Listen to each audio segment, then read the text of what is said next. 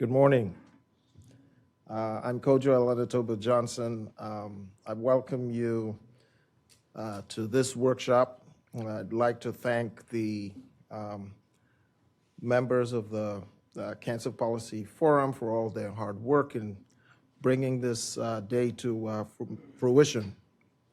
And I'd like to thank all the participants, some of whom have come from far and wide to participate in this workshop that we think is critical to shaping how integrated diagnostics is perceived, practiced, implemented, and brought to bear on patient care. We're honored to begin the workshop with an overview of the current state of the integrated diagnostics in cancer care and offer a vision for the future. I will give my presentation.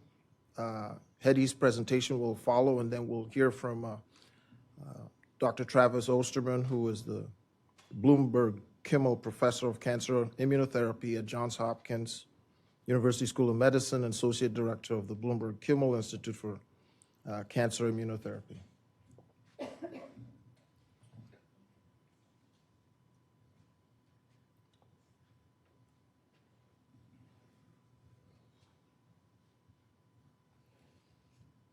So I think I might need to crank my neck a little bit because the slide is not advancing here on the screen.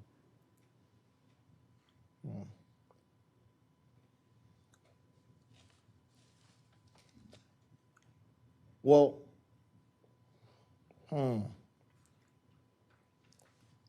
we'll start with some definitions, but before we do that, can we back up to the previous one? So just offer some perspective of, no, the next one, yes.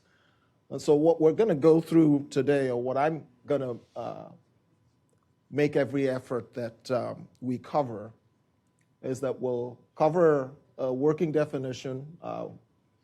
We'll talk about some essential elements for optimal implementation of what we define as integrated diagnostics.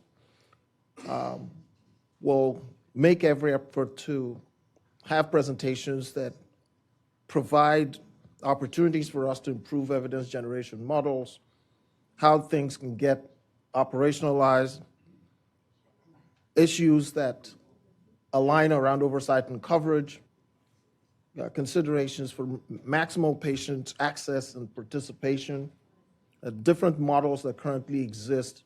Optimally, we envisage a universe where academic centers, industry, private and public partnerships are part of how all of this is architected to produce a product that is beneficial to, again, ultimately patients. And I state opportunity costs twice because for each opportunity there is to advance patient care, there are typically headwinds that may need to be overcome to bring this to fruition. So one working definition, which is provided by Dr. Hirschak, was integrated diagnostics refers to the concept of convergence of imaging pathology laboratory tests with advanced information technology and has enormous potential for revolutionizing the diagnosis and therapeutic management of many diseases, including cancer. So when I think of this, I sort of capture what the fundamental patient-driven goals would be. You want to establish what disease a patient has, and now we know that there are several genetic categories of cancer. You want to establish how much disease there is, who needs treatment, what the best treatment is, on an individualized level.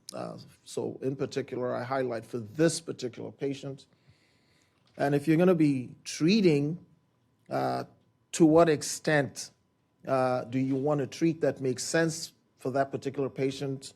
And if drugs are involved, at what dose? We're in a realm where most people who've practiced medicine and done research have had to do this in a fashion that involves integrating a lot of information in one's own head, or with a number of colleagues. But what we've learned is that no one individual or entity covers all of the domains of measurement or expertise. So everybody in the audience has resources in their establishments that exposes them to nucleic acids, proteins, pathology and laboratory medicine, radiology, and clinical data. Many places don't even have a computable way of extracting data relative to patients. It might seem like it's an obvious problem that needs to be solved, but we've mostly deployed human agency, and this is aligned with somebody's project, interest, or funding. And we're at a point where we should be asking whether this is the best that we can do.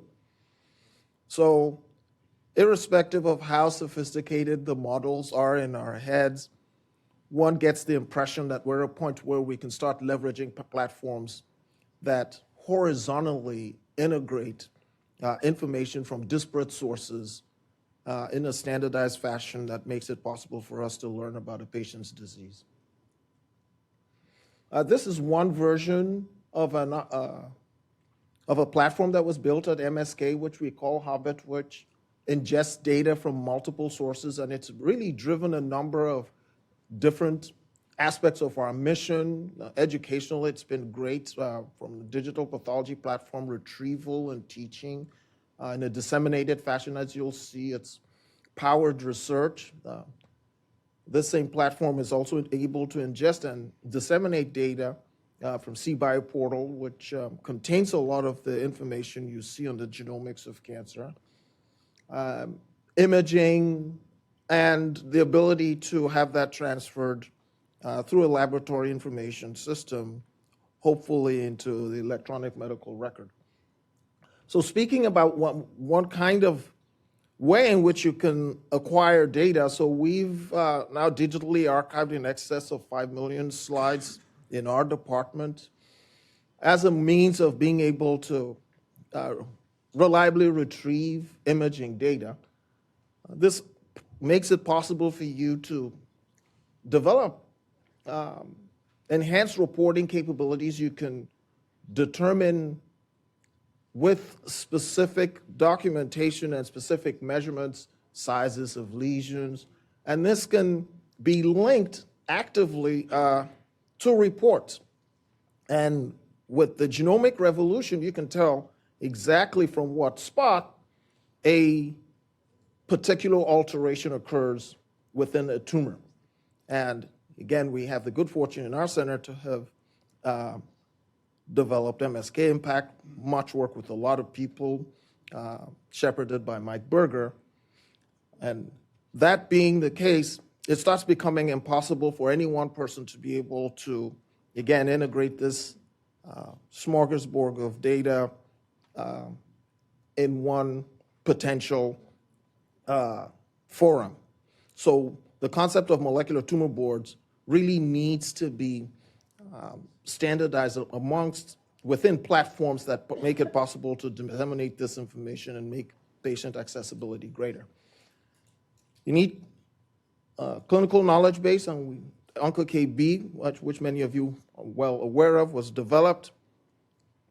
And we're now able to do comprehensive diagnostic assessment for every patient just based on 505 genes, which you all recognize is probably less than 1% of 1% of our genomes. And so we're able to offer reports that provide information about actionable mutations that are prognostically relevant through this engine. Well, so that's one stream of information. The ability to incorporate multimodal information using different clinical parameters, so imaging, histology, and genomics, has recently been demonstrated to be a stronger opportunity to speak more accurately about the biology of disease. And this is the realm in which artificial intelligence begins to bring to bear the ability to discern parameters that are beyond human intuition into how we practice diagnostics. So I did mention that we've scanned in excess of 5.5 million slides. That gives you the opportunity to be able to train algorithms to be able to identify tiny foci of cancer. You can imagine how this can dramatically impact the accuracy of a patient's diagnosis, of course, staging, and the patient's prognosis, obviously. This is a perineural invasion, again, which could, on a late day, I'd say this doesn't happen on a late Friday night, maybe missed by a human. I take the opportunity here again just to underscore the fact that multimodal integration or work done by Saurabh Shah, who you would hear from, supersedes and exceeds any one of those modalities in being prognostic. And one expects that more of these kinds of studies will demonstrate the necessity for us to be able to, again, integrate horizontally information from multiple modalities. If you have a platform of this nature, it becomes evident that the ability to disseminate becomes important. And I show that while a lot of activities occur in North America and Europe, I mean, there is the rest part of the world. There's at least 1.5 billion people in Asia, maybe 1.3 billion people in Africa, who their outcomes are a lot worse than we routinely speak of in North America and Europe.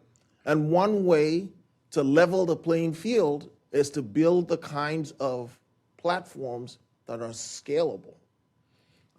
And we're already taking advantage of this just for capacity building. You can imagine when implementation science gets to meet integrated diagnostics at scale, then we can actually start making changes at a population level and an individual level. So my cautionary slide is that artificial intelligence is not infallible intelligence. And I'm sure you all are well aware of episodes where AI has failed to live up to its potential. One was I call this the peri-pandemic period because I can't say it's post.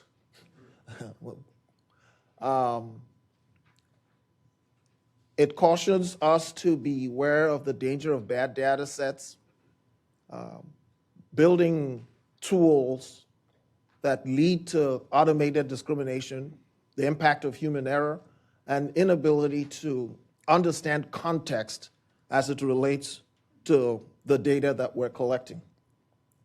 So how do we get it right? Well, we do have to find better ways to assemble comprehensive data sets and merge data from multiple sources. I cannot overemphasize the necessity for a diversity of data sources. We have to be incentivized, and incentives have to be aligned to ensure greater cooperation across teams and systems rather than competition that diminishes the overall product that impacts patient care. And there's 8 billion people on the planet. I'm told that 1 out of 4 people will be touched by cancer at some point. If we really want to move the needle, we have to think globally, and that requires us to create international rules for data sharing. An attempt in this regard has been enunciated with the NIH's Common Fund as Bridge to Artificial Intelligence, which is Bridge to AI program, which is propelled biomedical research and tackle complex biomedical challenges beyond human intuition, generate flagship data sets and best practices in a fair manner, which is findable, accessible, interoperable, and reusable, and these have to be ethically sourced. In closing, I'll just refer you to an article written by Ziad Obermeyer and Zeke Emanuel, published in the New England Journal a number of years ago. I just basically say that, highlight that it says that as with other industries, the challenge will create winners and losers in medicine, but we're optimistic that patients whose lives and medical history shape algorithms will emerge as the biggest winners as machine learning transforms clinical medicine. So I return to the fundamental patient-driven goals. But I do add one thing at the end, not to be repetitive. That is, we want to be able to do precision diagnostics through integrated diagnostics, scaled at a population level for impact at an individual level. I'd like to thank my colleagues at MSK, Hedy, of course, for her fearless, tireless leadership. Basically, what I've said is that she needs to teach us her source of energy. Mike Berger, Matt Hanna, who offered some slides, and Nikki Schultz was involved in building a lot of the infrastructure I talked about at MSK. And thank you very much.